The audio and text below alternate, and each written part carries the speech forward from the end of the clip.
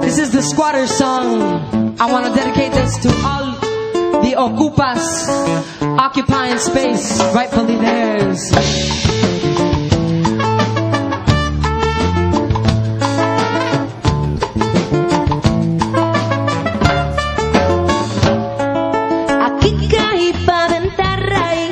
Making a life from scratch and scrap. Construyo mi casa, planto el maíz sin el permiso de la autoridad. So many empty houses on the block. I'm gonna take my chances and occupy. Moving with my pillow and break the lock. Make a house party and cook some pie. Y me dicen el paracaidista porque veo aquí que a buscar. International Women's Day, Global Women's Strike, and Women of Color in the Global Women's Strike take the opportunity to call attention to the contributions and concerns of women. And so on International Women's Day, I want to say that the impact of the foreclosure crisis has been disproportionate on women. That women were targeted for predatory loans disproportionately. That in fact, black women were 256% more likely to receive a subprime loan than white men. That's a nasty racism. Y hoy es el Día de la Mujer y estamos aquí para hablar sobre este problema que de manera desproporcionada afecta a las mujeres. Las mujeres, más que los hombres, son el blanco de los préstamos predadores y hay un cálculo. Las mujeres afroamericanas de este país tienen la probabilidad, 256% más probabilidad de tener un préstamo subprimo que el resto de la gente. So we're here to raise objection to that and to call for we're here to stop the sale of my home and to stop the sale of every other home today and to call for a moratorium on foreclosure. Lucha, porque el lugar de la mujer es en la lucha, ¿sí o no? Sí. We'll give a welcome to Margarita, one of the women leaders in this struggle. For a long time, she's been fighting for her home, and we know that a woman's place is in the struggle. Am I right?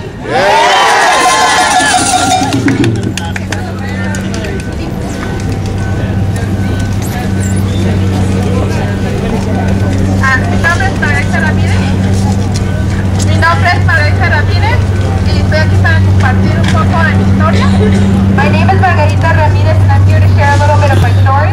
Bancos que no quieren darnos modificaciones y luego venden nuestras casas y no nos damos cuenta. My story is similar to Nell's. It's about banks who deny us modifications, steal our homes, and then sell them off. Pero para eso estamos aquí, para luchar y no nos vamos a dejar en paz hasta que ellos nos ayuden con las modificaciones y no nos den desalojos en nuestras casas. But we're here and we're going to continue to struggle until those banks provide us with the modifications that we need and stop placing us and evicting us from our homes. Yeah.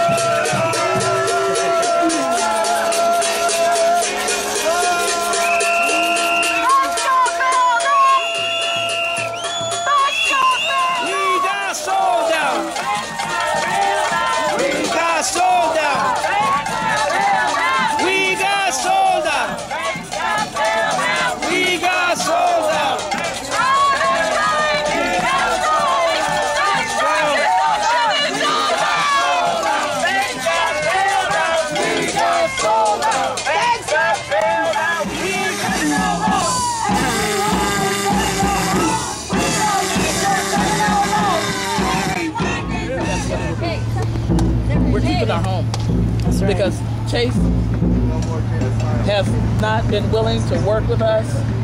They've given me nothing but a runaround. My story is not unique.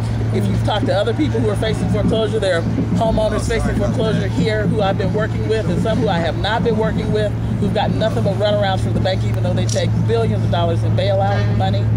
right, with a promise that they will help us. But actually, after the bailout, within 4 days, Jamie Dimon, the CEO of Chase, who makes $20.8 million, he made $20.8 million in 2010, $20.8 million in income in 2010, Jamie Dimon made. That's disgusting. Okay? Criminal. And 4 days after they took the bailout money, he said, we never intended to help homeowners. We took that money because we intended to buy more banks. And so the banks that they said were too big to fail are now bigger than they were before they said they were too big to fail. Something is wrong with that, and we're paying for it every day with our lives, and we're finished with that. That's right. How long were you living in your place? I've been there since 2000, over 11 years. Okay. And so this mess. We paid over $150,000 to Chase already. 920 square feet of a house. Bank theft. That sounds like Bank enough to pimping. me. Gangster style. It was $1,410, not including the taxes and the insurance. So by the time you add that in, it's about it. My name is Leslie Marks. And could you tell us, and we're in front of the Oakland courthouse trying to stop one of these house auctions in the 21st century. Can you tell us what happened to you as an Oakland resident? As an Oakland resident, what happened to me was that the bank admitted on the record that I had no obligation to them, and that I should take the word of their attorney that my property was transferred to another bank. 2 banks, right now, currently 3 banks, have the same loan with different loan numbers on my credit report, so I cannot even rent another house or rent an apartment. I have to live with people. What I found out at my foreclosure sale was the guys who bought my house represented judges in this court. Judge Roche, Judge Joe Quinn Lee. The foreclosure detainer was unlawful because title is not clear. It was New Century. New Century Bank. That's a mortgage company or the New bank? Century was a mortgage company that filed bankruptcy in 2007, April 2nd. But I don't owe the other banks that have my bought your loan. That supposedly they never bought the loan because the loan didn't go anywhere. Wow. What happened was the bank, in their fraudulent schemes, they paid my mortgage off. So another bank comes in and says, "Hey, you owe me." They didn't service my mortgage for 2 years. All this stuff is public record. I'm Leslie Marks. You can go to Alameda County Recorder's Office. You can see I am the lawful owner of that house. New Century's been in bankruptcy since 2007. So any transfers, and I have a list pendants. Okay. So if they didn't expunge, they had to expunge the list pendants before the sale. The judge in this court, Judge Joe Quinn Lee, said that doesn't matter. And you say there's a conflict when I of showed her, interest they brought my house on this courthouse steps with a handwritten receipt. And when I showed it to the judge, she said that didn't matter. Judge Frank Roche laughed at me in this courtroom. And the Judicial Council said that this is okay for judges to do. So your current state right now, you're suing them? Currently, I'm suing them. I'm in the United States District Court. I have a hearing date on March 13th before Judge Sandra Armstrong. I did file a preemptory challenge against her because she's friends with judges in this court. And of course, she refuses to recuse herself. So the hearing is on the 13th. And what time and what's the address? It's at, it's in the federal building. I don't know the address over there. Frank Ogawa. Okay. But if you give me some contact information, I can give it to you. It's before Judge the Honorable Sandra Armstrong. You can look it up on the internet. Okay. And I think it's at 2:30 on the 13th. Walter Riley does writing. Nice to meet you for a magazine. Son's a good son.